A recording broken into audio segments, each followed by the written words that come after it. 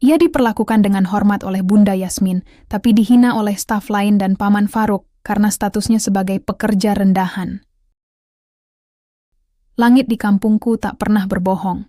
Ia selalu jujur, biru saat musim panas, kelabu saat hujan tak kunjung datang, dan gelap pekat ketika bencana menghampiri. Hari itu, langit di atas Numba, desa kecil di ujung timur Nusa Tenggara Timur, berwarna abu-abu kusam, tanda kemarau berkepanjangan yang tak kunjung usai. Sawah-sawah retak seperti luka terbuka. Pohon lontar yang biasanya rindang kini tinggal rangka. Dan di tengah kekeringan itu, terdengar tangisan ibuku yang tertahan di balik dinding bambu rumah kami. Namaku Rifki. Usiaku 23 tahun. Aku bukan siapa-siapa, hanya anak petani yang tak sanggup membayar utang keluarganya. Tapi hari ini, aku harus menjadi seseorang. Harus, karena di luar sana, di balik lautan dan gurun pasir yang tak pernah kubayangkan, ada harapan bernama Arab Saudi. Ada gaji bulanan yang nilainya bisa melunasi semua dosa kegagalan kami. Ada kehidupan yang tak lagi dibayangi bayangan rentenir dengan mata tajam dan suara dingin. Aku duduk di atas tikar pandan yang sudah mulai lapuk, memegang surat kontrak kerja yang baru saja ditandatangani. Surat itu tipis, tapi beratnya melebihi batu besar di sungai kering. Di atas kertas itu tertera namaku, nomor paspor, dan jabatan, sopir pribadi dan perawat rumah tangga. Tempat kerja, Jeddah, Arab Saudi. Nama majikan, Yasmin binti Abdul Rahman Al-Hariri. Usia, 72 tahun. Status, janda. Kondisi kesehatan, lumpuh total. Aku tak tahu siapa dia. Tapi dalam surat rekrutmen, disebutkan bahwa ia seorang janda kaya raya, keturunan Arab dan Indonesia, yang tinggal di villa mewah dekat Corniche. Ia membutuhkan seseorang yang sabar, jujur, dan bisa berbahasa Arab dasar. Aku bukan ahli bahasa, tapi aku belajar selama 3 bulan di Balai Pelatihan TKI di Kupang. Hanya itu yang bisa kupersembahkan selain kerja keras dan doa ibuku yang tak pernah putus. Pagi itu, desa berkumpul di halaman rumahku. Tetangga datang membawa beras, gula, bahkan beberapa lembar uang receh. Semua dikumpulkan untuk membantuku membayar biaya administrasi terakhir. Ibu memelukku erat.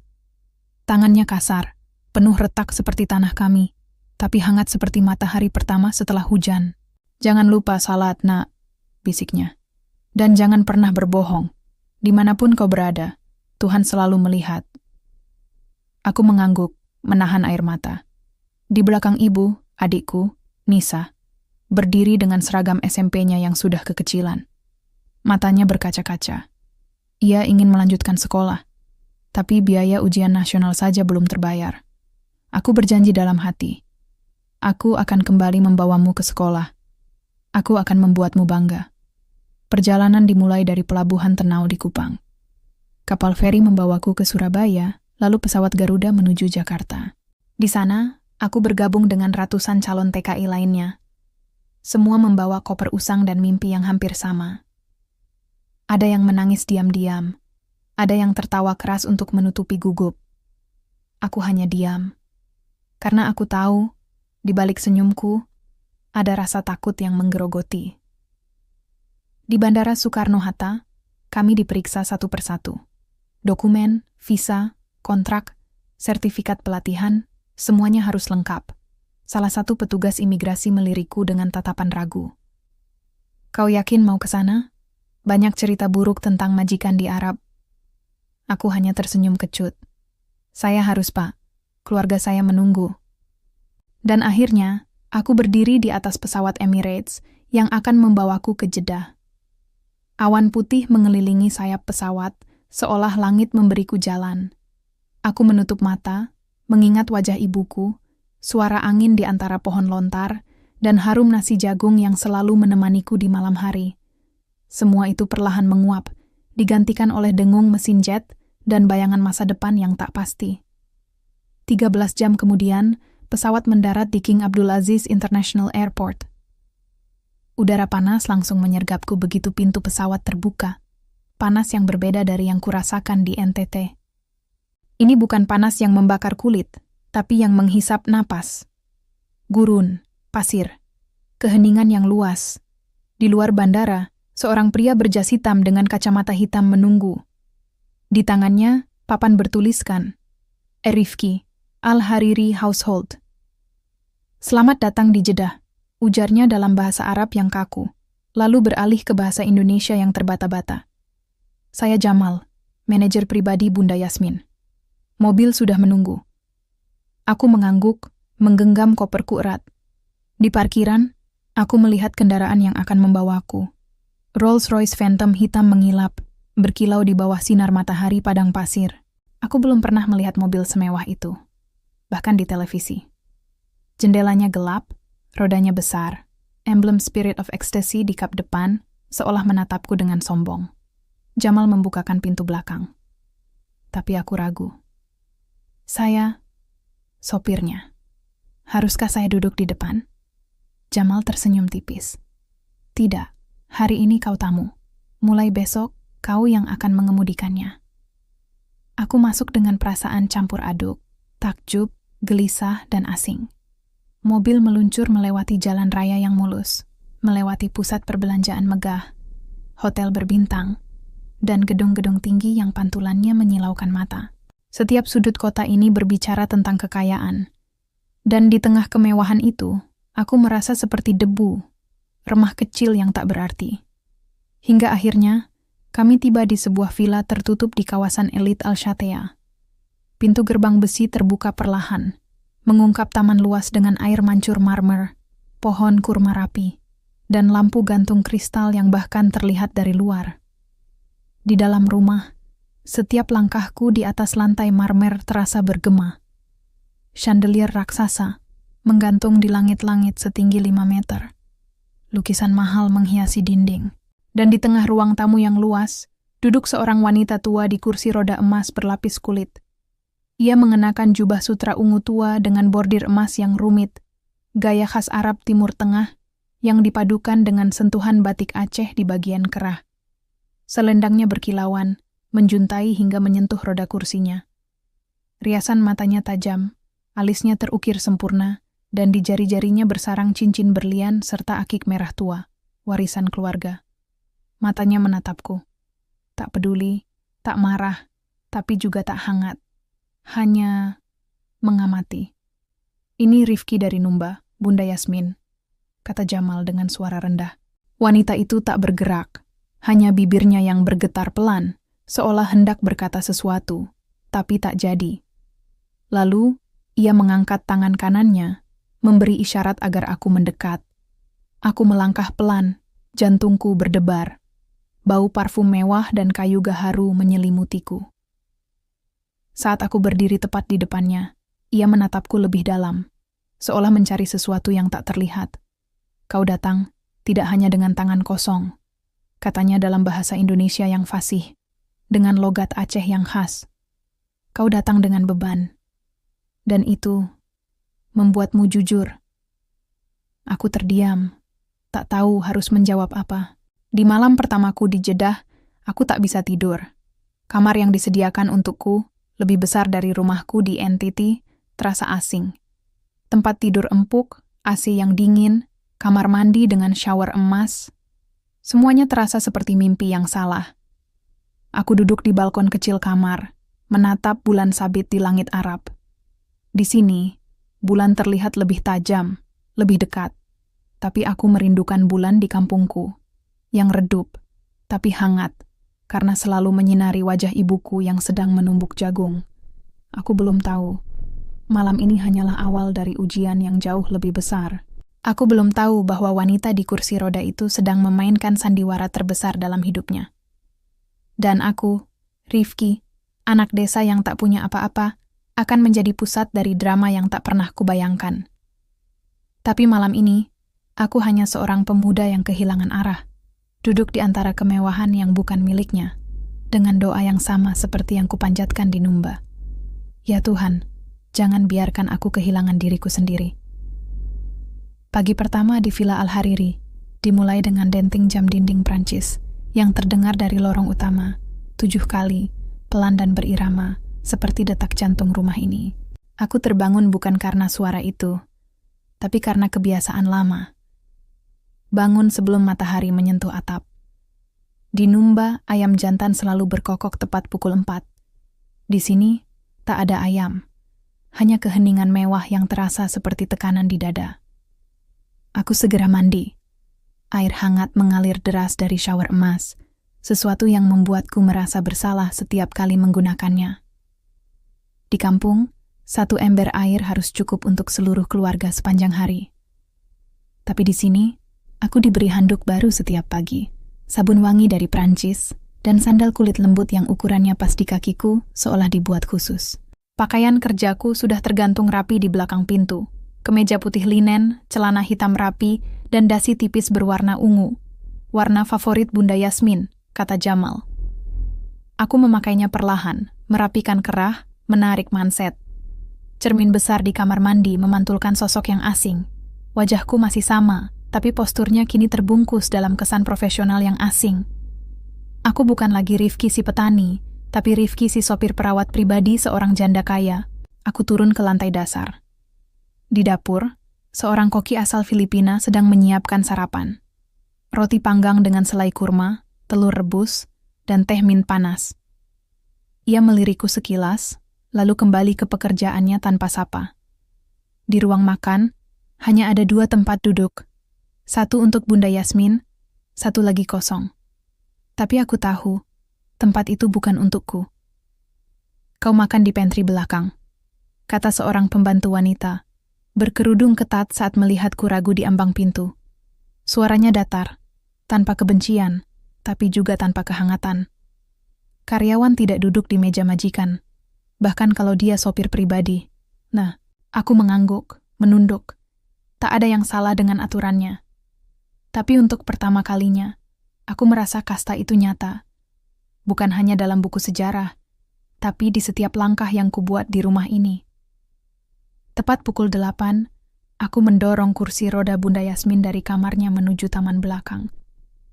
Ia selalu ingin menghirup udara pagi di bawah pohon kurma rindang, ditemani secangkir kopi Arab dengan sedikit susu kambing. Hari itu, matahari belum terlalu menyengat. Angin laut dari arah Corniche berembus lembut, menggerakkan ujung-ujung jilbab sutra Bunda Yasmin. Kau bisa berbahasa Arab sekarang? Tanyanya tiba-tiba, masih menatap ke arah laut. Aku masih belajar, Bunda, jawabku pelan. Tapi aku bisa mengerti cukup untuk bekerja. Ia tersenyum tipis, senyum yang tak sampai ke matanya. Bahasa bukan hanya kata-kata, Rifki. Bahasa adalah niat, dan niatmu masih bersih. Aku tak tahu harus berkata apa. Aku hanya mendorong kursinya perlahan, memastikan roda tidak menghantam batu kecil di jalur marmer taman. Sepanjang hari tugasku sederhana, menyiapkan obat pagi, memastikan suhu ruangan tetap 22 derajat, membacakan koran Arab, yang ku mengerti hanya sepertiganya, dan mengemudikan mobil jika ia ingin ke klinik atau masjid terdekat. Tapi tugas terberat bukan itu. Tugas terberat adalah menahan rasa asing yang tak kunjung pergi. Staf rumah tangga, semuanya asing, dari Filipina, India, Sudan, dan Maroko, memperlakukanku dengan jarak. Mereka tahu aku orang baru.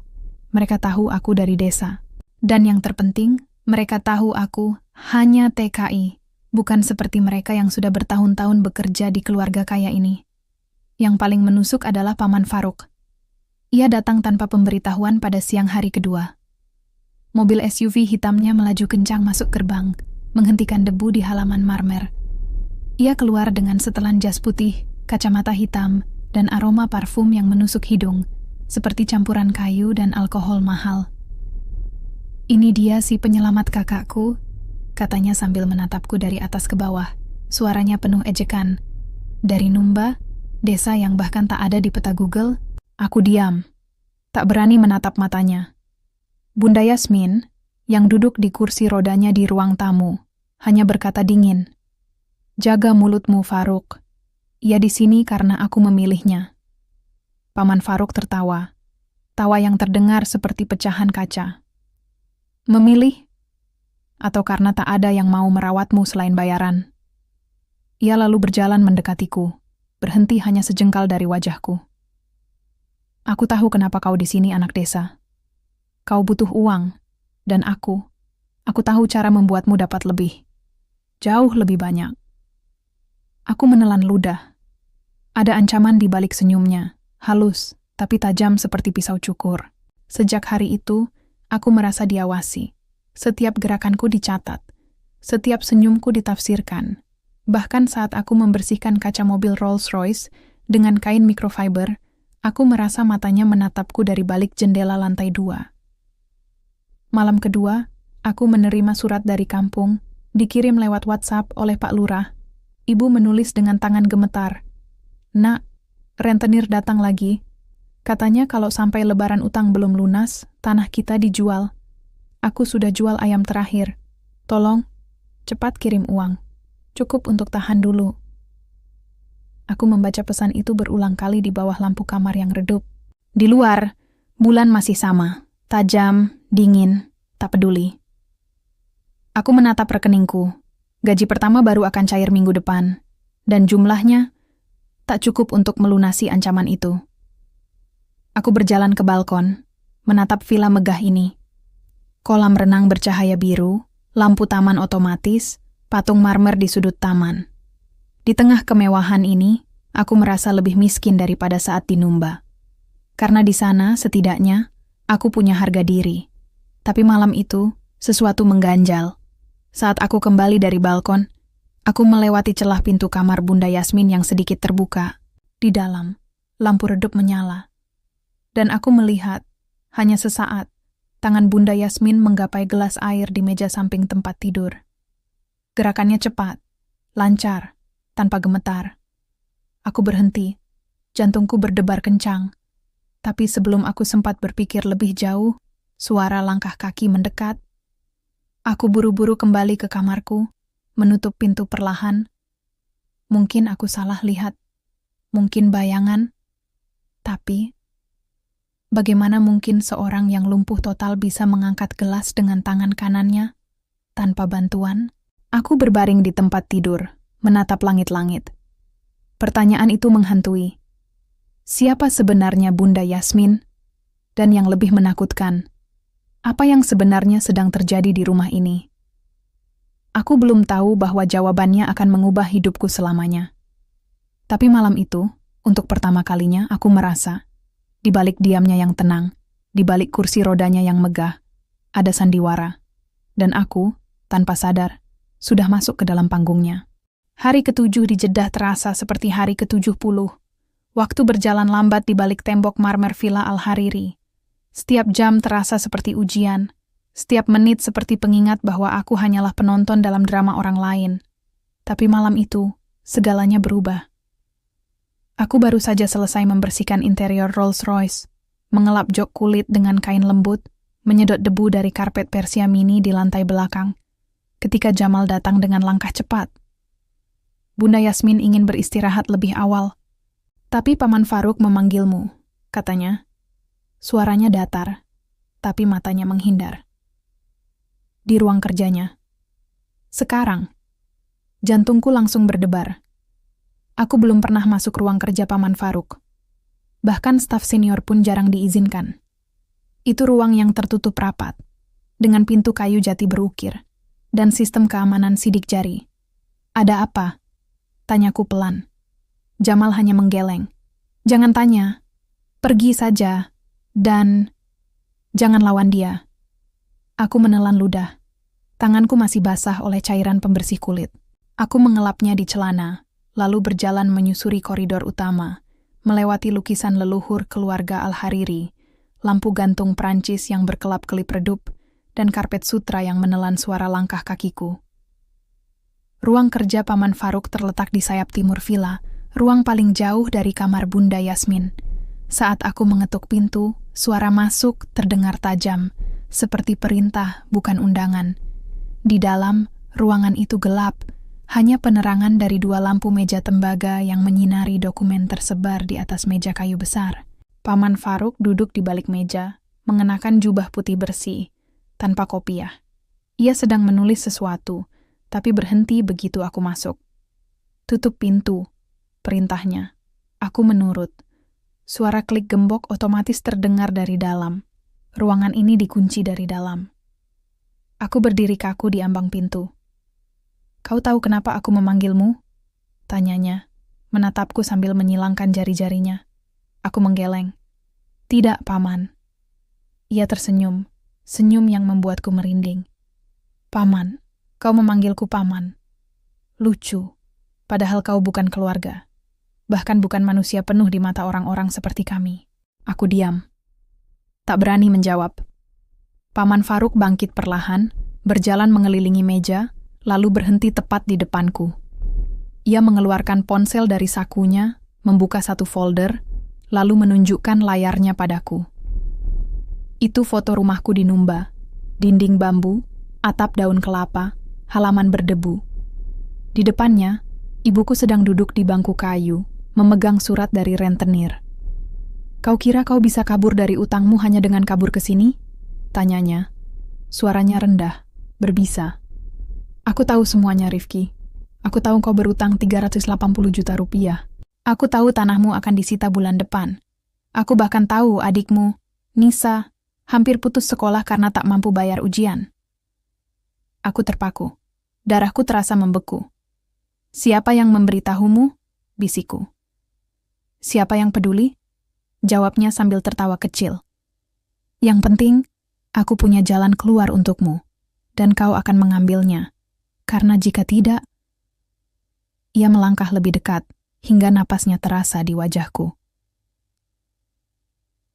Kau akan diusir dari Arab Saudi besok pagi, dengan denda administratif 520 juta rupiah. Karena kontrakmu menyatakan kau mengundurkan diri tanpa izin. Uang itu akan dikirim langsung ke keluargamu. Dan kau tahu apa artinya, kan? Rumahmu dijual. Ibimu tidur di emper masjid. Adikmu jadi pembantu di rumah orang. Semua karena keputusan bodohmu menolak tawaranku. Aku menunduk. Tanganku gemetar. Aku ingin marah, tapi takutku lebih besar. Di sini, aku tak punya kekuatan, tak punya suara. Aku hanya seorang TKI, mudah dipekerjakan, lebih mudah dihancurkan. Apa yang kau inginkan dariku? Tanyaku akhirnya. Paman Faruk tersenyum lebar.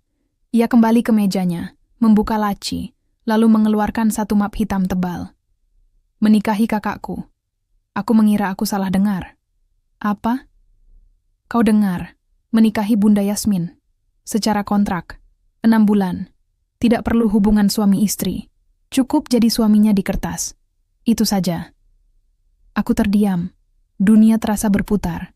Menikahi wanita tua yang lumpuh. Majikanku sendiri? Kenapa? Aku, tanyaku. Suaraku pecah. Karena kau sempurna, katanya. Matanya berkilat licik. Kau jujur, tidak tamak, dan, yang terpenting, tidak punya kekuatan. Kau tak akan berani melawan. Dan setelah 6 bulan, aku akan memberimu 2 miliar rupiah tunai. Cukup untuk melunasi utangmu, membangun rumah baru, bahkan menyekolahkan adikmu sampai kuliah. Ia meletakkan kontrak di atas meja. Di atasnya tertulis, perjanjian nikah kontrak antara Rifki bin Sulaiman dan Yasmin binti Abdul Rahman Al-Hariri durasi 6 bulan. Tunjangan bulanan 25.000 SAR. Bonus akhir kontrak 250.000 SAR. Syarat, tidak boleh mengungkapkan isi kontrak kepada siapapun. Tanda tangan di sini, katanya menunjuk kolom bawah. Atau besok pagi kau naik pesawat pulang dengan utang yang akan mengubur keluargamu selamanya. Aku menatap kontrak itu. Tinta hitamnya seolah menyerap cahaya di ruangan ini. Di satu sisi, ini pengkhianatan terhadap harga diriku. Di sisi lain, ini satu-satunya cara menyelamatkan ibu dan Nisa. Aku mengingat wajah ibuku yang letih, tangan Nisa yang memegang buku pelajaran dengan jari kotor. Aku mengingat janjiku di pelabuhan. Aku akan membuatmu bangga. Tapi bagaimana caranya bangga jika jiwaku harus kau jual? Apakah Bunda Yasmin setuju? Tanyaku pelan. Paman Faruk tertawa. Dia lumpuh, bodoh. Dia tak bisa menolak. Dan bahkan jika bisa, siapa yang peduli pada pendapat wanita tua yang sudah tak berguna? Kata-katanya menusuk, tapi aku tak bisa marah. Karena di dalam hatiku, aku tahu, ini bukan tentang keadilan. Ini tentang kelangsungan hidup. Dengan tangan gemetar, Aku mengambil pena emas di atas meja. Tinta hitam mengalir di atas kertas. Saat namaku tertulis, rasanya seperti namaku sendiri telah dihapus, diganti dengan nama boneka, pion, alat. Paman Faruk tersenyum puas. Bagus. Besok, akad nikah tertutup akan dilangsungkan di masjid keluarga. Hanya kau, aku, seorang imam, dan saksi diam. Tidak ada pesta, tidak ada undangan, hanya kertas dan uang.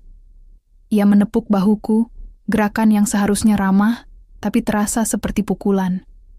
Selamat, suamiku yang baru, katanya dengan nada mengejek. Semoga malam pertamamu tidak terlalu mengecewakan. Aku keluar dari ruang kerjanya dengan kepala tertunduk. Langkahku berat, seolah kaki ini bukan milikku lagi. Di koridor, Jamal menunggu. Ia melihat wajahku, lalu hanya menghela napas. Jadi, kau setuju? Aku tak menjawab.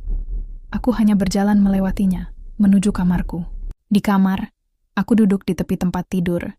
Di luar, langit Jeddah mulai gelap. Aku mengeluarkan ponselku, membuka foto terakhir keluargaku. Kami bertiga tersenyum di depan rumah, meski tanah di sekitar kami retak dan kering. Aku mengetik pesan untuk ibu. Bu, tenang saja. Utang akan lunas. Nisa tetap sekolah. Aku janji.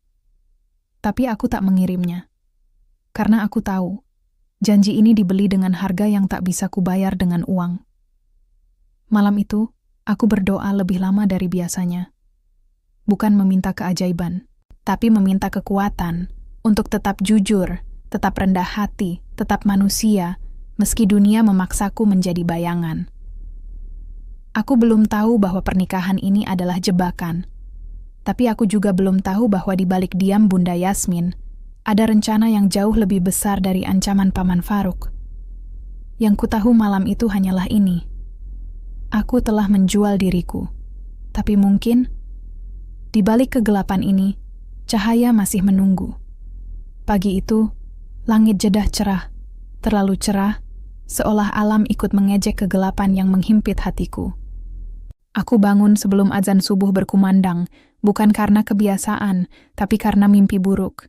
Ibuku menangis di tengah sawah yang terbakar, sementara Paman Faruk tertawa di atas kursi emas, memegang akta tanah kami. Aku duduk di tepi tempat tidur, napas masih tersengal. Di luar jendela, Villa Al-Hariri terlihat seperti istana dalam dongeng. Kolam renang berkilau, taman rapi, patung marmer yang seolah mengawasiku. Tapi hari ini, kemewahan ini terasa seperti penjara berlapis emas. Jamal datang tepat pukul 5 pagi, membawa setelan pakaian baru.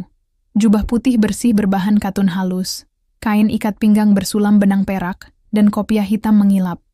Semuanya disesuaikan dengan ukuran tubuhku, seolah sudah disiapkan jauh sebelum aku menandatangani kontrak itu. Ini untuk akad, katanya, meletakkan pakaian di atas tempat tidur. Kau akan dinikahkan setelah sholat zuhur, di masjid keluarga, 5 menit dari sini. Aku mengangguk, tanpa suara. Aku tak tahu harus berkata apa. Kata-kata terasa seperti batu di lidahku. Bunda Yasmin, sudah tahu? Tanyaku akhirnya. Jamal menatapku sejenak, lalu menghela napas. Dia tidak pernah ditanya, tapi dia tidak menolak. Atau mungkin dia tak bisa menolak. Aku menunduk. Rasa bersalah menggerogoti dadaku. Aku bukan suami.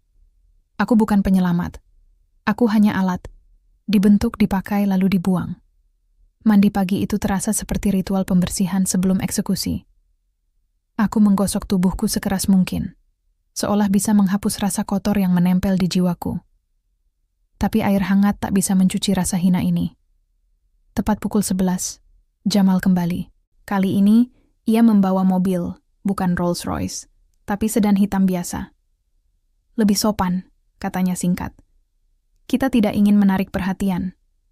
Masjid Keluarga Al-Hariri terletak di kompleks perumahan eksklusif, dikelilingi tembok tinggi dan pohon kurma rindang. Bangunannya sederhana, dinding putih, kubah kecil, dan pintu kayu tua, tapi terasa sakral. Di dalam, hanya ada 4 orang. Aku, Paman Faruk, seorang imam tua berjenggot putih, dan saksi, seorang pria paruh baya yang tak kukenal. Aku duduk di sajadah merah, jantungku berdebar kencang. Imam membaca ayat-ayat pendek, suaranya tenang, tapi setiap kata terasa seperti palu yang menghantam keningku. Lalu tiba saatnya akad. Paman Faruk berdiri sebagai wali. Meski ia bukan wali sah menurut hukum Islam, karena Bunda Yasmin masih waras secara hukum. Tapi siapa yang berani menentangnya di sini?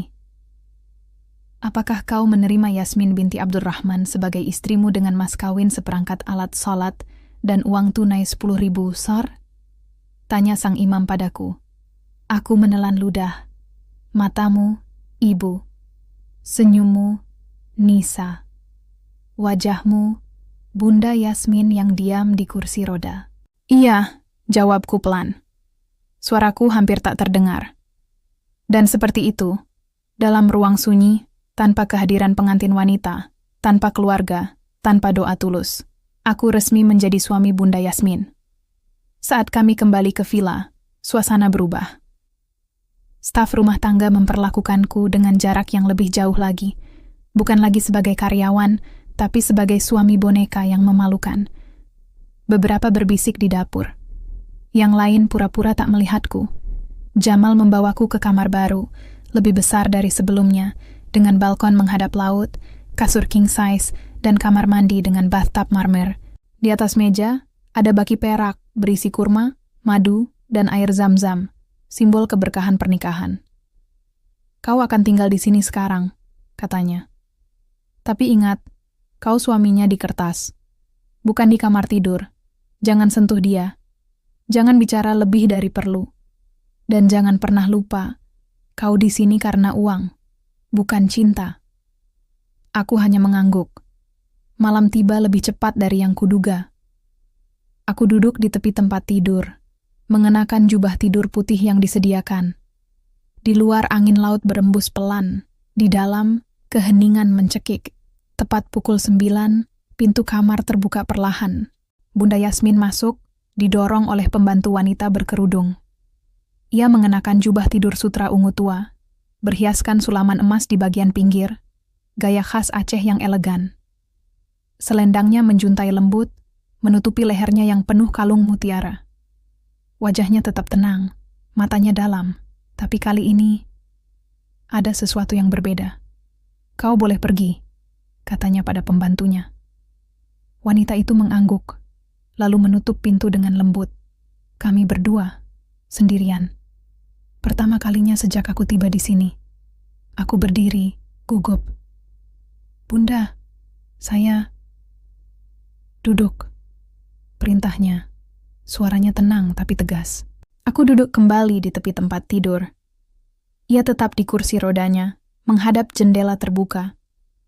Bulan menyinari profil wajahnya, hidung mancung, rahang tegas, rahang seorang pejuang, bukan janda yang lemah. Kau tahu mengapa kau di sini, bukan? Tanyanya tanpa menoleh. Aku menelan ludah. Saya tahu, Bunda. Dan kau setuju? Aku diam sejenak. Saya tidak punya pilihan. Ia akhirnya menoleh. Matanya menatapku, tajam, jernih, penuh kebijaksanaan, yang tak mungkin dimiliki orang lumpuh dan tak berdaya. Pilihan selalu ada, Rifki, katanya pelan. Yang kau pilih adalah keluargamu, dan itu membuatmu manusia. Air mataku hampir jatuh, tapi aku tahan. Maafkan saya, bisikku. Ia tersenyum, senyum pertama yang tulus sejak aku mengenalnya. Tidurlah di sofa itu malam ini, katanya sambil menunjuk sofa panjang di sudut kamar. Besok, kau tetap jadi sopirku dan perawatku. Tidak ada yang berubah. Aku mengangguk, lega sekaligus hancur.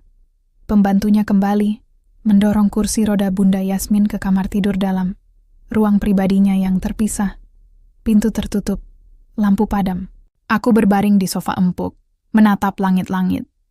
Di luar, ombak berdebur pelan. Di dalam, hatiku bergolak. Aku resmi menikah. Tapi malam pertamaku bukan malam cinta, melainkan malam pengakuan. Bahwa aku telah menjual harga diriku demi orang-orang yang kucintai.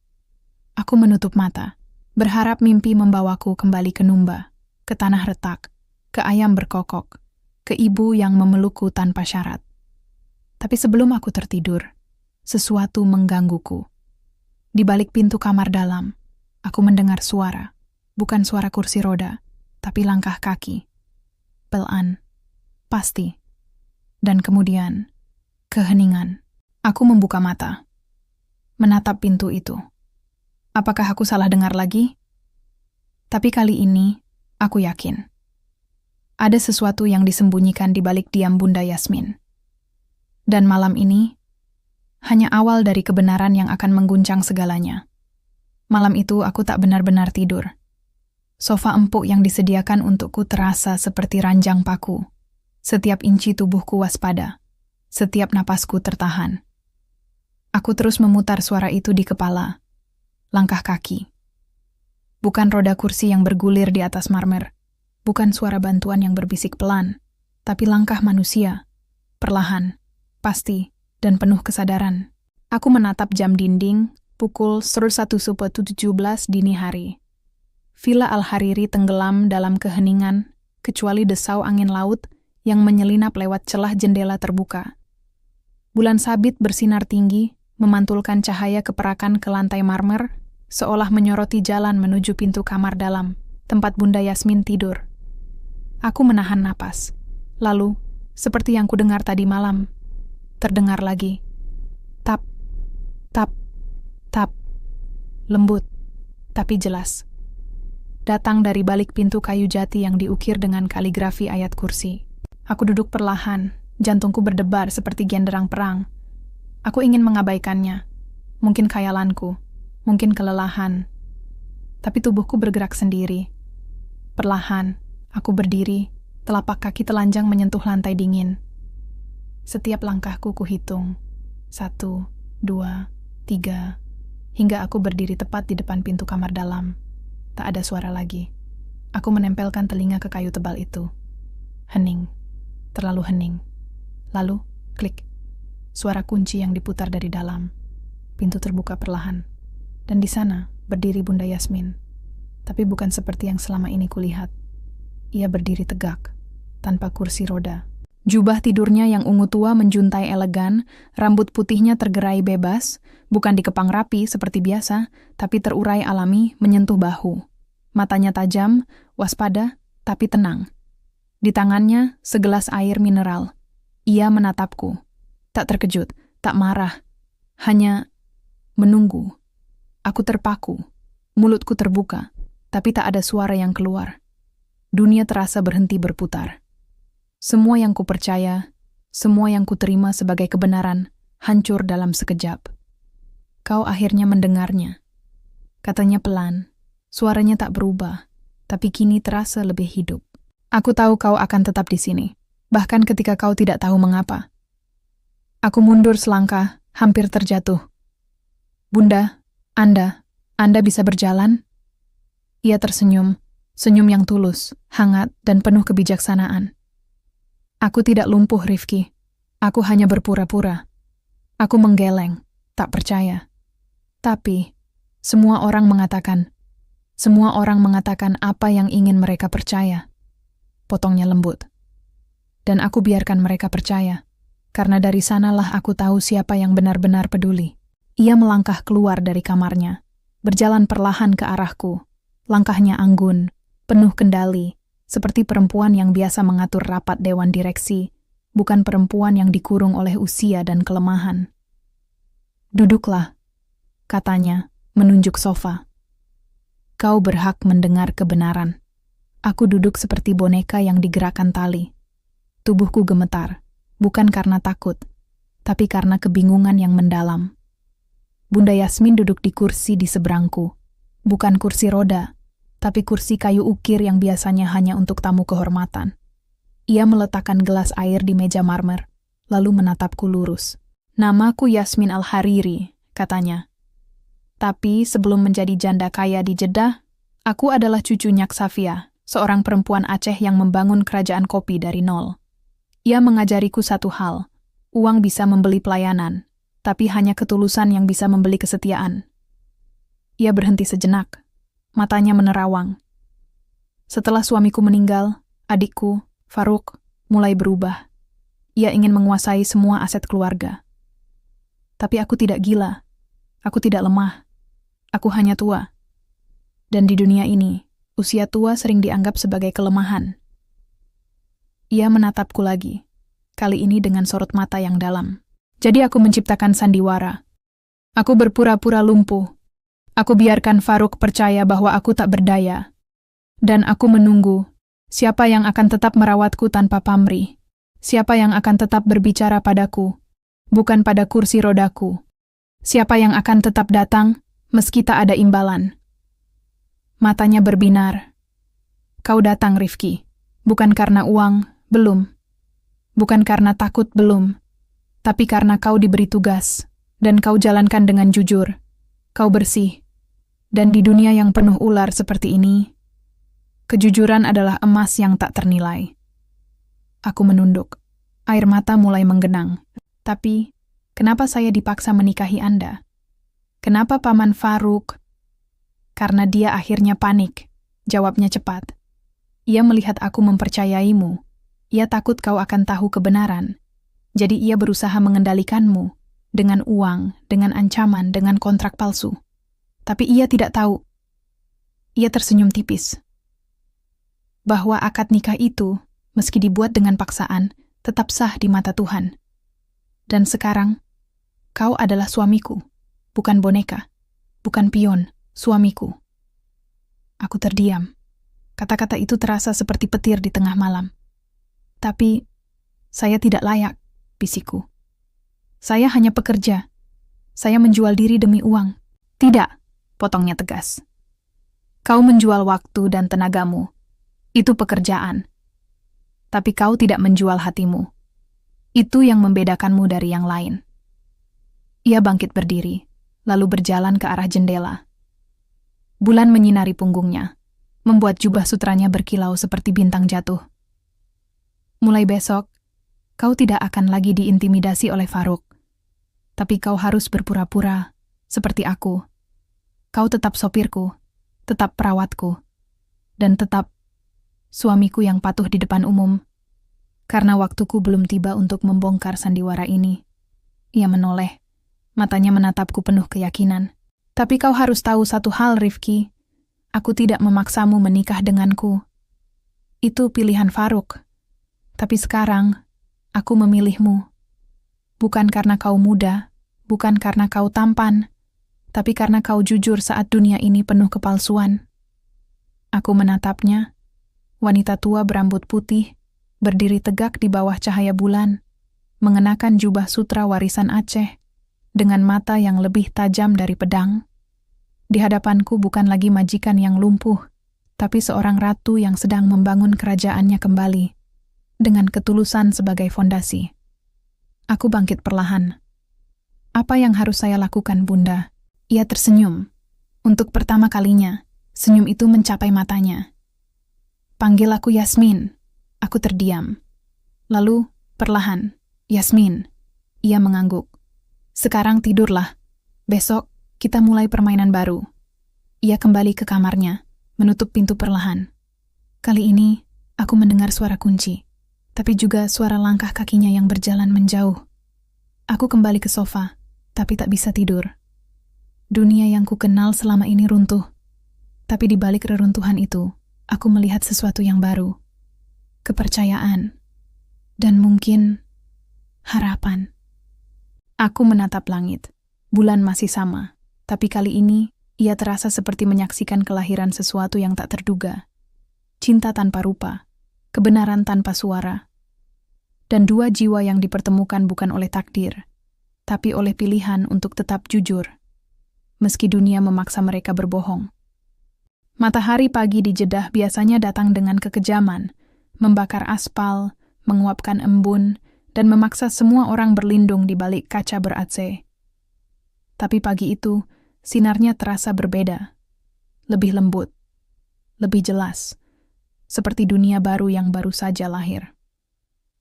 Aku bangun sebelum subuh, bukan karena kebiasaan, tapi karena tak bisa tidur. Setiap kali ku pertamakan mata, yang kulihat bukan langit-langit marmer, tapi wajah Yasmin yang berdiri tegak di bawah cahaya bulan. Rambut putihnya terurai. Matanya tajam penuh rahasia.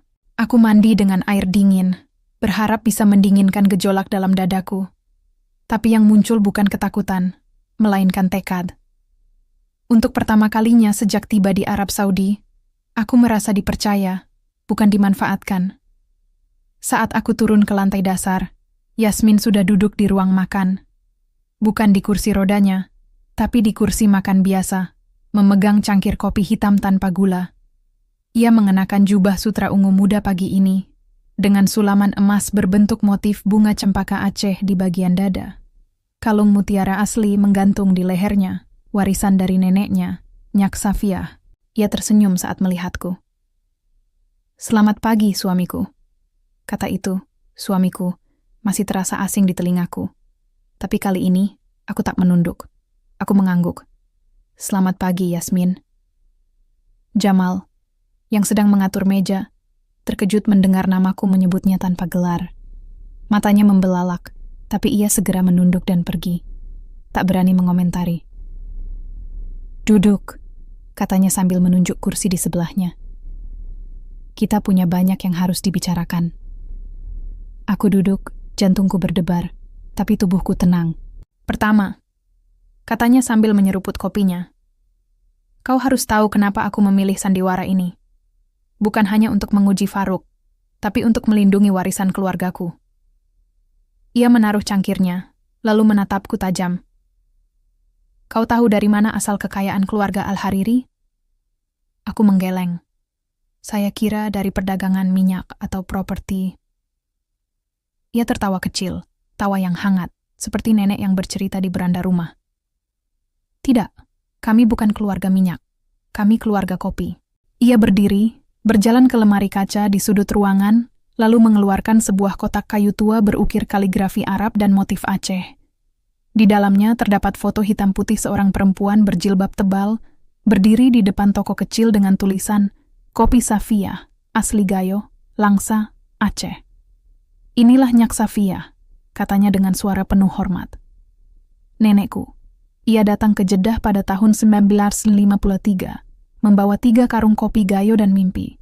Saat itu, orang Arab meremehkannya. Perempuan muda dari Aceh, berbicara bahasa Melayu campur Arab, tak punya koneksi. Tapi ia punya satu hal, kopi terbaik di dunia." Yasmin menatap fotonya dengan mata berkaca-kaca. "Dalam 10 tahun, kopi Safiah menjadi favorit keluarga kerajaan. Dalam 20 tahun, ia membangun eksportir terbesar untuk kopi Arabica di Timur Tengah. Dan dalam 30 tahun, ia mewariskan semua ini padaku. Bukan hanya uang, tapi nama baik." Ia menutup kotak itu perlahan. Faruk ingin mengubah itu. Ia ingin menjual merek Safiah ke perusahaan multinasional. Mengganti kopi Gayo dengan biji murah dari Brasil. Mengubah warisan leluhur menjadi komoditas murah. Matanya menyala. Tapi aku tidak akan membiarkannya. Aku terdiam. Cerita itu menggetarkan hatiku. Di balik kemewahan villa ini, ternyata ada akar yang dalam. Akar tanah Aceh, akar perjuangan perempuan, akar harga diri yang tak bisa dijual. "Kenapa menceritakan ini padaku?" tanyaku pelan. "Karena kau sekarang bagian dari warisan ini," jawabnya tegas. "Bukan karena pernikahan kontrak Faruk, tapi karena aku memilihmu." Ia menatapku penuh keyakinan. "Mulai hari ini, kau bukan hanya sopir atau perawat. Kau adalah penjagaku. Dan aku akan mengajarkanmu segalanya. Tentang keluarga ini, tentang bisnis, tentang cara bertahan di dunia yang penuh ular." Aku menelan ludah. "Tapi, saya tidak tahu apa-apa tentang bisnis." "Kau tahu tentang kejujuran," katanya. "Dan itu lebih berharga daripada MBA dari Harvard." Hari itu segalanya berubah. Aku masih mengemudikan Rolls-Royce. Aku masih menyiapkan obat pagi. Tapi sekarang, setiap kali aku mendorong kursi roda kosong itu di depan umum, di taman, di klinik, di depan staf, aku melakukannya dengan penuh sandiwara. Aku bicara pelan, seolah ia tak bisa merespons. Aku menunduk, seolah ia tak punya suara. Tapi di balik pintu tertutup, Yasmin adalah ratu yang memerintah dengan kebijaksanaan. Sore harinya, ia memanggilku ke perpustakaannya, ruangan besar yang penuh rak kayu berisi buku Arab, Inggris, dan Melayu kuno. Di meja pusat, terbentang peta Timur Tengah dan Asia Tenggara. Ini rute pengiriman kopi Safia, katanya, menunjuk garis-garis merah. Dari Aceh ke Jeddah, lalu ke Dubai, Istanbul, bahkan London. Setiap kemasan memiliki stempel khusus, bukan hanya merek, tapi janji. Ia menatapku. Faruk sudah mencoba memalsukan stempel itu 2 kali, dan aku tahu. Tapi aku butuh bukti hukum, bukan hanya tuduhan. Bagaimana caranya? Tanyaku. Ia tersenyum misterius, dengan membiarkannya terus bermain, sampai ia sendiri yang menjatuhkan dirinya. Lalu ia mengungkapkan rencananya. Faruk pasti akan mencoba mendekatiku lagi, menggodaku dengan uang, mengancamku dengan keluargaku, atau bahkan menawarkanku kabur. Tapi kali ini, aku harus bermain bersamanya. Rekam setiap percakapan, katanya, menyerahkan ponsel kecil berwarna hitam. Ini milikku, tidak terlacak. Simpan di saku dalam jubahmu. Aku menggenggamnya erat. Dan ingat, katanya serius, jangan pernah tunjukkan bahwa kau tahu kebenaranku. Di depan Faruk, kau tetap anak desa yang ketakutan. Di depan staf, kau tetap suami boneka, tapi di sini, kau adalah sekutuku. Malam itu, setelah makan malam, aku duduk di balkon kamarku. Tempat yang dulu kurasakan sebagai penjara, kini terasa seperti menara pengawas. Aku menatap laut, memikirkan ibuku di Numba, Nisa yang sedang belajar di bawah lampu minyak, dan Yasmin, wanita tua yang ternyata lebih kuat dari siapapun yang pernah kujumpai. Aku mengeluarkan ponsel kecil itu. Di layarnya terpampang foto keluargaku, foto yang kusimpan sejak berangkat. Aku mengetik pesan baru, tapi kali ini tidak kusimpan sebagai draft. Bu, tenang saja, utang akan lunas. Nisa tetap sekolah. Dan aku menemukan sesuatu yang lebih berharga dari uang, kepercayaan. Aku menghapusnya sebelum mengirim. Belum waktunya. Tapi di hatiku, aku tahu. Aku bukan lagi hanya Rifki si TKI. Aku adalah Rifki, penjaga rahasia, pelindung warisan, dan suami dari seorang perempuan yang mengajarkanku bahwa kekuatan sejati bukan pada kekayaan, tapi pada keteguhan hati. Dan malam itu, di bawah langit Arab yang luas, aku berjanji, aku akan berdiri di sisinya. Sampai sandiwara ini berakhir, dan kebenaran bersinar lebih terang dari cahaya chandelier di villa ini. Paman Faruk tidak menunggu lama. Hanya 3 hari setelah akad nikah, ia kembali. Kali ini dengan senyum kemenangan yang nyaris tak bisa disembunyikan. Ia datang saat senja, ketika matahari Jeddah mulai meredup dan lampu taman menyala satu persatu, memantulkan cahaya keemasan di marmer halaman. Aku sedang membersihkan kaca belakang Rolls-Royce ketika SUV-nya melaju masuk. Ban depan menghancurkan batu kerikil taman dengan sengaja, seperti gong pembuka pertunjukan. "Rifki!" serunya, suaranya riang palsu. "Suamiku yang setia, bagaimana kehidupan barumu? Sudah mulai menikmati jadi tuan rumah ya?" Aku menunduk, pura-pura sibuk mengelap kaca. "Saya hanya sopir, Paman. Tidak ada yang berubah." Ia tertawa, tawa yang dipaksakan, tapi penuh kemenangan. "Ah, jangan rendah hati. Kau sekarang bagian keluarga. Bahkan, bagian dari warisan." Ia berjalan mendekat, lalu berbisik pelan, cukup keras untuk kudengar, tapi cukup pelan agar tak tertangkap mikrofon tersembunyi yang Yasmin pasang di taman. "Kau tahu, aku punya hadiah untukmu." Ia mengeluarkan amplop coklat tebal dari saku jubahnya, lalu menyelipkannya ke saku bajuku. "Ini bukan uang, ini jalan keluar." Sebelum aku sempat bertanya, ia sudah berjalan masuk ke villa, meninggalkanku dengan jantung berdebar dan amplop yang terasa seperti bara api di saku. Di kamarku, aku membukanya dengan tangan gemetar. Bukan uang, bukan kontrak, tapi rekaman video. Di layar ponselku, terpampang gambar malam itu, 2 hari lalu. Kamera tersembunyi di sudut langit-langit kamar Yasmin merekam segalanya. Pintu terbuka, dan Yasmin berjalan keluar dari kamarnya, menjauh dari kursi roda, berdiri tegak, lalu berbicara denganku. Suara tidak jelas, tapi gambarnya cukup tajam. Wanita tua berambut putih berjalan tanpa bantuan. Tangan stabil, postur tegak, tidak ada tanda kelumpuhan. Di bawah video, tertulis pesan. Ini bukti dia gila, berpura-pura lumpuh untuk mengelabui keluarga. Besok, aku bawa ini ke Dewan Keluarga dan Pengadilan Syariah. Kakakku akan dinyatakan tidak kompeten. Dan kau akan jadi saksi utama. Kalau kau menolak, keluargamu di Numba akan tahu betapa setianya suami mereka menikahi janda tua demi uang. Aku menatap layar itu, napasku tersengal. Ini jebakan. Tapi bukan jebakan biasa. Ini jebakan yang ia kira sempurna. Yang tak ia tahu, Yasmin sudah menunggu ini. Aku segera pergi ke perpustakaan. Pintu terkunci dari dalam, tapi aku mengetuk 3 kali. Kode yang ia ajarkan. Pintu terbuka. Yasmin duduk di meja pusat, sedang membaca laporan keuangan. Matanya langsung menangkap ekspresiku. Dia sudah menyerang, bukan? Tanyanya tenang.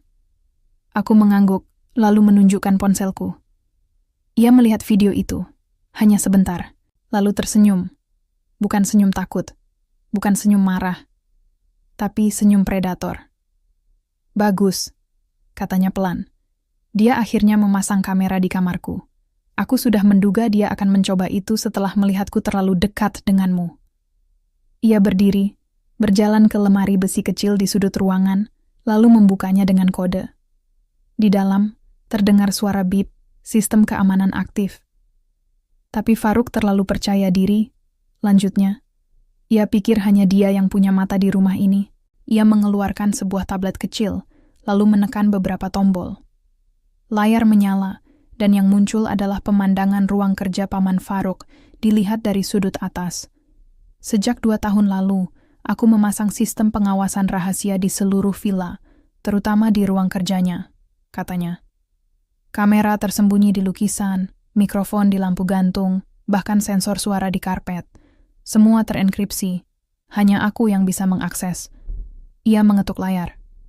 Rekaman mulai diputar. Dan di sana, jelas tajam tanpa gangguan, Paman Farouk duduk di mejanya, berbicara ke ponsel. Iya, aku akan fitnah kakakku. Aku punya bukti dia berpura-pura lumpuh. Tapi itu hanya awal. Setelah dia dinyatakan gila, aku ambil alih semua aset Safia. Lalu, aku singkirkan sopir itu. Tuduh dia mencoba memperkosa kakakku. Keluarganya di Indonesia akan hancur, dan dia tidak akan berani bicara. Suara itu terus berlanjut, mengakui segalanya. Rencana memalsukan dokumen, mengalihkan dana, bahkan menyewa preman untuk mengintimidasi staf yang setia padanya. Aku terpaku. Ini lebih kuat daripada videoku. Yasmin menutup tablet, matanya berkilat. Dia pikir merekamku berjalan adalah kartu AS-nya. Tapi sebenarnya, itu adalah umpan yang kusediakan untuknya. Ia menatapku. Farouk tidak tahu bahwa selama ini, aku sengaja membiarkan ia melihat celah, agar ia merasa menang.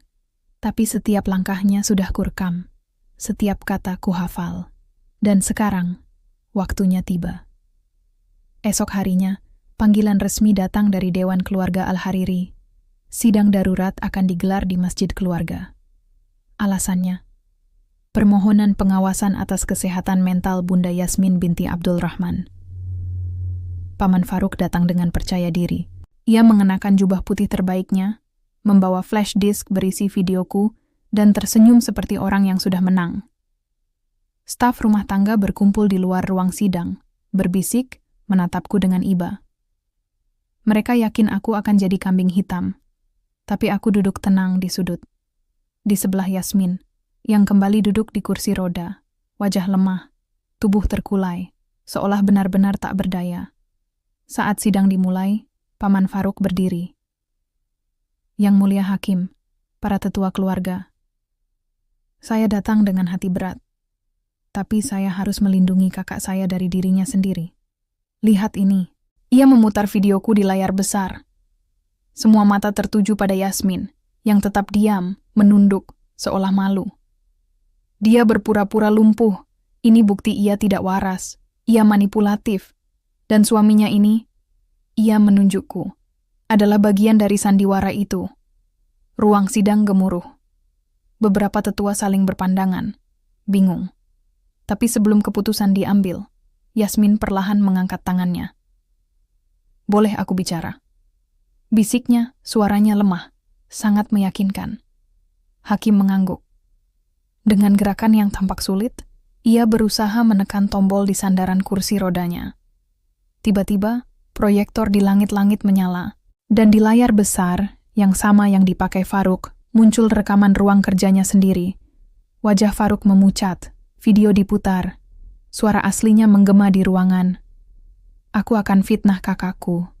Aku ambil alih semua aset, singkirkan sopir itu. Keluarganya di Indonesia akan hancur." Semua terdiam. Wajah Faruk berubah dari percaya diri menjadi teror. Ia berusaha berdiri, tapi seorang penjaga keluarga menahannya.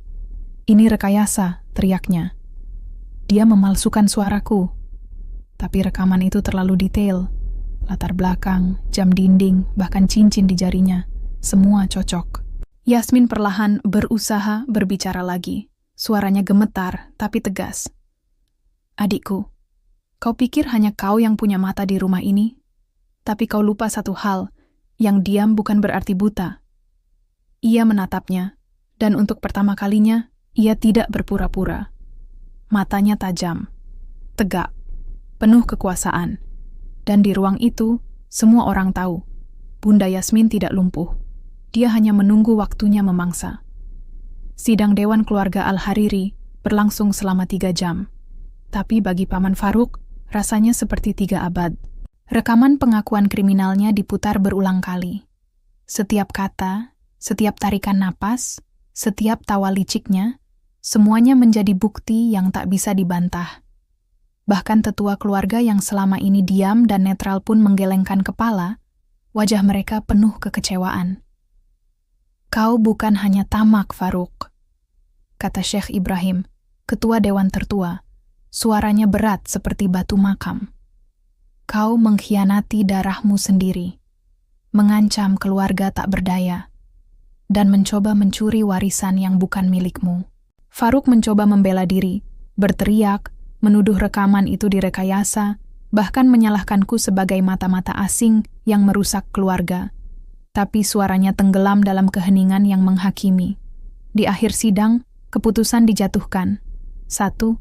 Faruk bin Abdul Rahman Al-Hariri dinyatakan tidak layak mengelola aset keluarga. 2. Semua otoritas keuangan dan administratif dicabut seketika. 3. Kasus ini akan dilaporkan ke otoritas hukum Saudi atas tuduhan pemalsuan dokumen, pemerasan, dan upaya penipuan warisan. 4. Rifki bin Sulaiman, suami Sabunda Yasmin, dinyatakan sebagai saksi kunci yang jujur dan dilindungi oleh keluarga. Faruk dibawa pergi oleh 2 penjaga keluarga, tangannya gemetar, matanya liar. Saat melewatiku, ia berhenti sejenak, lalu berbisik dengan suara serak. "Kau pikir ini akhir? Kau hanya pekerja. Kau tidak pantas di sini. Aku akan kembali, dan kau akan menyesal." Aku tidak menjawab. Aku hanya menatapnya. Dan untuk pertama kalinya aku tidak takut. Setelah sidang usai, para tetua pergi satu persatu, meninggalkan ruang masjid yang kini sunyi. Hanya aku dan Yasmin yang tersisa. Ia masih duduk di kursi rodanya, tapi begitu pintu tertutup, ia segera berdiri. "Kita menang," katanya pelan. Suaranya kini kembali tajam dan penuh kekuatan. Aku mengangguk. Tapi dia masih bernafas. Dan selama ia bernafas, jawabnya sambil menatap keluar jendela. Ia akan terus berbahaya. Tapi sekarang, ia tidak punya senjata. Hanya dendam. Dan dendam tidak bisa membunuh orang yang dilindungi kebenaran. Kami kembali ke villa dalam keheningan yang damai. Bukan keheningan ketakutan, tapi keheningan kemenangan. Namun malam itu sesuatu berubah. Usai makan malam yang sederhana, hanya nasi kebuli dan salad kurma, Yasmin memanggilku ke balkon utama, tempat yang biasanya hanya ia gunakan untuk menerima tamu penting. Di sana, 2 kursi rotan menghadap laut, diterangi lampu gantung tembaga kecil yang berayun pelan ditiup angin. "Duduklah," katanya. Suaranya lebih lembut dari biasanya. Aku duduk. Di kejauhan, lampu kapal berkelap-kelip di Teluk Merah. Langit penuh bintang, lebih terang daripada di Numba, tapi tidak sedalam di kampungku. "Kau tahu," katanya sambil menatap laut. "Selama ini, aku tidak pernah mempercayai siapapun sepenuhnya. Bahkan suamiku dulu pernah menyembunyikan utang besar dariku. Ia menoleh padaku. Tapi kau tidak pernah berpura-pura. Bahkan saat kau terpaksa menandatangani kontrak itu, kau tetap jujur pada dirimu sendiri. Kau tidak berbohong saat kau takut. Kau tidak tersenyum saat kau marah. Dan kau tidak menyerah, meski dunia ini memaksamu menjadi debu." Aku menunduk. "Saya hanya melakukan apa yang harus saya lakukan." "Tidak," katanya tegas. "Kau melakukan apa yang benar, meski itu membuatmu menderita." Ia diam sejenak, lalu menarik napas dalam. "Ada satu hal yang belum kukatakan padamu, Rifki." Aku menatapnya. "Pernikahan kita dimulai dengan paksaan, tapi sekarang aku tidak ingin itu berakhir sebagai kontrak." Jantungku berhenti berdetak. "Aku tahu usiaku," lanjutnya, suaranya gemetar sedikit. Untuk pertama kalinya, ia terlihat rentan. "Aku tahu kau muda. Aku tahu ini gila di mata dunia. Tapi cinta, tidak peduli usia, tidak peduli status, tidak peduli kursi roda atau jubah sutra." Matanya menatapku, bukan sebagai majikan, bukan sebagai ratu, tapi sebagai perempuan. "Jika kau ingin, kita bisa membatalkan pernikahan ini besok. Aku akan memberimu uang, tiket pulang, bahkan surat rekomendasi untuk bisnis di Indonesia. Tapi jika kau tetap, maka ini bukan lagi sandiwara, ini nyata." Aku terdiam. Angin laut menyapu wajahku, membawa aroma garam dan kenangan. Aku memikirkan ibuku, Nisa, tanah retak di Numba, tapi juga memikirkan Yasmin, wanita yang mengajariku bahwa kehormatan tidak diukur dari pekerjaan, tapi dari cara kau memperlakukan orang yang tak bisa membalasmu. Perlahan aku berdiri, lalu berlutut di depannya, bukan karena takut, tapi karena penghormatan. "Saya menikahimu karena kau memaksaku," kataku, suaraku mantap. "Tapi sekarang, saya ingin tetap bersamamu, karena saya memilihmu." Air mata menggenang di matanya. Ia menggenggam tanganku, tangan kasar seorang pekerja desa, dengan tangannya yang halus, penuh cincin warisan. "Kalau begitu," bisiknya, "selamat datang di keluargaku, suamiku yang sebenarnya." Di bawah langit Arab yang luas, dua tangan yang berbeda, satu muda, satu tua, satu dari tanah kering NTT, satu dari istana marmer Jeddah, bersatu. Bukan karena uang, bukan karena paksaan, tapi karena dua jiwa yang menemukan kejujuran di tengah dunia yang penuh kepalsuan. Dan di malam itu, untuk pertama kalinya sejak tiba di Arab Saudi, aku merasa, aku pulang. Pengadilan Syariah Jeddah tidak seperti yang kulihat di film. Tidak ada sorak penonton, tidak ada drama berlebihan. Ruangannya tenang, dingin, dan dipenuhi aroma kayu cendana dari ukiran dinding. Di tengah, hakim duduk di balik meja besar berlapis perak, wajahnya tenang seperti danau di pagi buta. Tapi matanya tajam seperti elang yang tahu kapan seekor ular harus dipenggal. Aku duduk di kursi saksi, mengenakan jubah putih bersih dan kopiah hitam, pakaian yang sama seperti saat akad nikah. Namun kali ini, aku tidak gemetar, tidak menunduk. Aku datang bukan sebagai korban, tapi sebagai saksi kebenaran. Di seberang ruangan, Paman Faruk duduk di bangku terdakwa. Ia tampak kusut, jubahnya lusuh, janggutnya tidak dirapikan, matanya merah karena kurang tidur. Ia menatapku dengan campuran kebencian dan keputusasaan. Di sampingnya, pengacaranya, seorang pria muda dari Riyadh, terus berbisik, tapi Faruk hanya menggeleng, seolah tahu bahwa tak ada kata yang bisa menyelamatkannya sekarang. Sidang dimulai dengan pembacaan dakwaan. Tuduhan pemalsuan dokumen warisan, pemerasan terhadap pekerja asing, upaya fitnah terhadap anggota keluarga, serta tindakan manipulatif yang merugikan nama baik keluarga Al-Hariri dan merusak tatanan sosial keluarga berdasarkan prinsip syariah. Yasmin tidak hadir secara fisik, untuk alasan keamanan dan kesehatan katanya. Tapi ia mengirim surat resmi yang dibacakan oleh perwakilan keluarga. Aku, Yasmin binti Abdul Rahman Al-Hariri, menyatakan bahwa pernikahanku dengan Rifki bin Sulaiman adalah sah secara hukum dan spiritual. Ia bukan alat, ia adalah suamiku, dan satu-satunya orang yang tetap setia ketika semua orang berpaling. Ketika giliranku tiba, hakim menatapku. Apakah kau dipaksa menikahi Bunda Yasmin? Aku menarik napas. Ya, Yang Mulia. Awalnya, saya dipaksa oleh Paman Faruk. Ia mengancam akan mengusir saya dengan utang ratusan juta rupiah yang akan menghancurkan keluarga saya di Indonesia. Suara berbisik mulai terdengar di ruang pengadilan. Tapi setelah menikah, lanjutku, suaraku tenang. Saya menemukan kebenaran. Bahwa Bunda Yasmin tidak lumpuh. Bahwa ia sedang menguji siapa yang benar-benar peduli.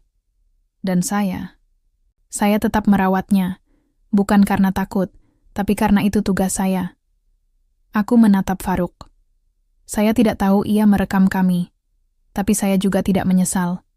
Karena dari rekaman itu, kejahatan Paman Faruk sendiri terungkap. Pengacaranya mencoba membantah. Yang Mulia, saksi ini adalah pekerja asing yang mudah dimanipulasi. Ia mungkin dibayar untuk bersaksi melawan klien kami. Tapi hakim mengangkat tangan. Rekaman audio dan video dari ruang kerja terdakwa sudah diverifikasi oleh ahli forensik dari Universitas King Abdulaziz. Suara, latar belakang, dan metadata semuanya asli. Tidak ada rekayasa.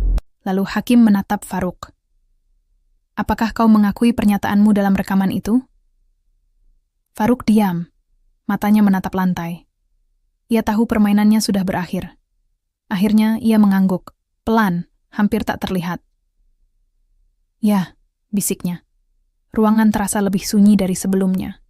Hakim menutup kitab di depannya, lalu berbicara dengan suara yang bergema. Dalam Islam, mengkhianati keluarga adalah dosa besar, memeras yang lemah adalah kezaliman, dan berbohong untuk merebut harta warisan adalah pengkhianatan terhadap amanah Allah. Faruk bin Abdul Rahman Al-Hariri, kau dinyatakan bersalah atas semua dakwaan. Harta dan aset yang kau kelola, termasuk saham di perusahaan Kopi Safia, dikembalikan sepenuhnya kepada Bunda Yasmin. Selain itu, kau dihukum penjara selama 3 tahun atas tuduhan pemerasan dan manipulasi dokumen. Dan setelah bebas, kau dilarang keras menginjak tanah keluarga Al-Hariri selamanya. Faruk terkulai di kursinya. Air matanya jatuh. Bukan karena penyesalan, tapi karena kehilangan kekuasaan. Saat ia dibawa keluar oleh petugas keamanan, ia menoleh padaku untuk terakhir kalinya. Tidak ada ancaman, tidak ada kata, hanya kehampaan. Di luar gedung pengadilan, matahari Jeddah menyengat. Tapi aku tidak merasa panas, aku merasa ringan. Jamal menungguku di mobil, bukan Rolls Royce, tapi sedan hitam sederhana. Di kursi penumpang, ada amplop coklat. Dari Bunda Yasmin, katanya sambil menyerahkannya. Aku membukanya. Di dalamnya bukan uang, tapi surat resmi dari perusahaan Safia. Dengan ini Rifki bin Sulaiman diangkat sebagai penasihat kehormatan warisan keluarga Al-Hariri, dengan hak suara dalam keputusan strategis bisnis Kopi Safia mulai hari ini. Di bawahnya, tanda tangan Yasmin, tegas, anggun, tak tergoyahkan. Aku tersenyum, bukan karena jabatan, tapi karena kepercayaan. Malam itu, aku menelepon ibuku lewat video call. Wajahnya terlihat lebih cerah. Di belakangnya Nisa sedang belajar. Meja barunya terbuat dari kayu jati dan lampunya listrik, bukan minyak tanah. Utang sudah lunas, Nak, kata ibu. Suaranya bergetar. Dan sekolah Nisa, mereka memberinya beasiswa, katanya, karena ayahmu sekarang bekerja untuk perusahaan besar di Arab. Aku tertawa kecil. Bukan ayahnya, Bu. Suaminya yang bekerja untuk perusahaan itu.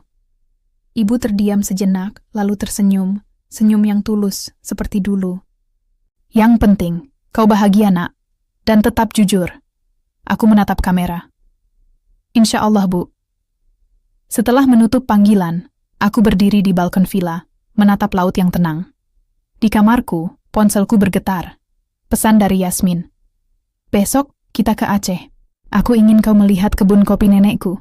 Dan aku ingin kau tahu, warisan ini bukan hanya milikku, sekarang juga milikmu. Aku menatap langit. Bintang-bintang bersinar lebih terang malam ini. Karena keadilan, meski lambat, akhirnya tiba. Dan cinta, meski tak masuk akal, akhirnya diterima. 2 bulan setelah vonis pengadilan, kami berangkat ke Aceh. Bukan sebagai majikan dan sopir, bukan sebagai janda kaya dan TKI dari desa, tapi sebagai suami dan istri, dalam surat nikah, dalam hati, dan dalam setiap langkah yang kami ambil bersama. Pesawat mendarat di Bandara Sultan Iskandar Muda saat fajar menyingsing. Udara lembab, harum kayu putih dan tanah basah menyambut kami. Berbeda jauh dari gurun pasir Jeddah yang kering dan panas. Tapi bagi Yasmin, ini bukan tanah asing. Ini tanah leluhur. Di luar bandara, mobil SUV sederhana menunggu. Bukan Rolls-Royce kali ini, tapi kendaraan yang cocok untuk jalan berbatu di pegunungan Gayo. Di belakang, kami membawa peti kayu berisi arsip lama, foto keluarga, dan benih kopi warisan Nyak Safiah yang disimpan selama puluhan tahun. Perjalanan ke Takengon memakan waktu 6 jam, melewati sawah bertingkat, jembatan gantung tua, dan pasar tradisional yang riuh dengan suara penjual kue lompong dan kopi tubruk. Yasmin duduk di sampingku, memandang keluar jendela dengan mata berkaca-kaca. Disinilah nenekku pertama kali memetik kopi, katanya pelan, suaranya bergetar. Di lereng gunung ini, ia belajar bahwa kebaikan tidak diukur dari seberapa banyak kau ambil, tapi seberapa banyak kau beri. Kami tiba di kebun kopi warisan keluarga, luasnya hampir 20 hektar, tersembunyi di antara kabut pagi dan pohon pinus. Petani setempat masih mengenali nama Safiah. Mereka menyambut Yasmin dengan hormat, seolah menyambut ratu yang pulang. Di tengah kebun, berdiri sebuah rumah panggung tua, beratap seng, berdinding kayu jati, dengan ukiran Aceh yang mulai memudar. Di beranda, tergantung ayunan kayu tempat Nyak Safiah, dulu duduk sambil mengawasi petani memetik buah kopi. Yasmin berjalan perlahan ke sana, tanpa kursi roda, tanpa sandiwara, tanpa takut. Ia duduk di ayunan itu, lalu menarikku duduk di sampingnya. Dulu, ia bilang, kopi terbaik lahir dari tanah yang sabar, dan orang terbaik lahir dari ujian yang jujur. Ia menatapku. Kau adalah kopi terbaikku, Rifki. Aku tidak menjawab dengan kata-kata. Aku hanya menggenggam tangannya. Tangan yang pernah kusangka milik wanita lemah, tapi ternyata milik seorang pejuang. 3 minggu kemudian, kami kembali ke Numba. Bukan diam-diam, bukan sebagai tamu, tapi sebagai keluarga. Desa berkumpul di lapangan utama. Semua orang datang, tetangga, guru sekolah, bahkan rentenir yang dulu mengancam ibuku. Mereka menatap Yasmin dengan takjub, wanita tua berambut putih, mengenakan jubah sutra ungu dengan sulaman bunga cempaka Aceh, berjalan tegak di antara debu dan batu. Di tengah desa, berdiri bangunan baru, sederhana, tapi kokoh. Dindingnya dari batu alam, atapnya dari genteng merah, dan di depannya, papan kayu bertuliskan, Sekolah Dasar Yasmin Safiah, untuk anak-anak yang berhak bermimpi. Ini hadiah dari kami, kata Yasmin saat upacara peresmian, berbicara dalam bahasa Indonesia yang fasih, dengan logat Aceh yang khas. Bukan karena kami kaya, tapi karena kami percaya pendidikan adalah warisan terbaik yang bisa kita tinggalkan. Nisa menangis saat dipeluk Yasmin. Ia kini duduk di bangku pertama sekolah itu, bukan hanya sebagai murid, tapi sebagai simbol harapan yang tak pernah padam. Ibuku memelukku erat. Kau membawa berkah, nak, bisiknya. Bukan hanya uang, tapi cahaya. Malam itu, kami duduk di beranda rumah lama, rumah yang kini direnovasi, tapi masih mempertahankan dinding bambu asli di bagian dalam sebagai kenangan. Di atas meja, secangkir kopi gayo dan segelas air kelapa muda. Yasmin menatap bulan, bulan yang sama yang menyaksikan malam pertama kami di Jeddah. Dulu, aku berpura-pura lumpuh agar tahu siapa yang benar-benar melihat aku, bukan kekayaanku, katanya. Tapi kau melihatku bahkan sebelum aku berdiri. Aku tersenyum. Karena kau tak pernah benar-benar lumpuh, Yasmin. Kau hanya menunggu seseorang yang layak melihatmu berjalan. Ia tertawa. Tawa yang hangat, jujur, dan bebas. Dan di bawah langit, numba yang luas, dua jiwa yang datang dari dunia berbeda. Satu dari gurun pasir, satu dari tanah retak, akhirnya menemukan rumah. Bukan di Villa Marmer, bukan di Istana Emas, tapi di hati yang saling memilih, meski dunia berkata itu mustahil. 5 tahun kemudian, Kopi Safiyah kembali menjadi merek premium yang dihormati di seluruh Timur Tengah, dikelola bersama oleh Rifki dan tim muda dari NTT dan Aceh. Sekolah Yasmin Safiyah kini memiliki 120 murid, dan setiap lulusan mendapat beasiswa penuh untuk melanjutkan ke universitas. Paman Faruk tidak pernah kembali. Kabarnya, setelah bebas dari penjara, ia tinggal di kota kecil di Yaman. Hidup sederhana, jauh dari gemerlap yang dulu ia kejar. Dan Rifki, ia tetap tinggal di Jeddah. Tapi setiap liburan, ia pulang ke Numba. Bukan sebagai TKI, tapi sebagai suami, sebagai anak, sebagai harapan. Dan di setiap cangkir kopi yang disajikan di Villa Al-Hariri, selalu ada 1 biji kopi gayo. Sebagai pengingat bahwa cinta sejati lahir dari ketulusan, dan warisan terbaik adalah kejujuran yang dijaga hingga akhir hayat.